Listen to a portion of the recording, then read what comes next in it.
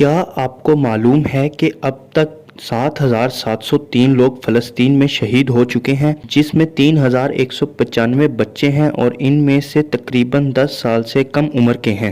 کیا یہ بدترین ظلم اور بربریت نہیں ہے؟ کیا آپ کو معلوم ہے کہ آپ مسلمان ہیں اور ان کی حفاظت کرنا آپ کی ذمہ داری ہے؟ جی ہاں، آپ کی ذمہ داری ہے۔ تو آخر آپ کر ہی کیا سکتے ہیں؟ آپ کی سوچ اور آپ کے الفاظ آپ کی طاقت ہیں۔ آپ چاہیں تو اپنی حکومت پر شدید دباؤ ڈال کر اسے فلسطین کی مدد کرنے پر مجبور کر سکتے ہیں۔ آخر کہیں سے تو کچھ عملی کام شروع کرنا ہے۔ آخر کچھ تو ہم نے کرنا ہے۔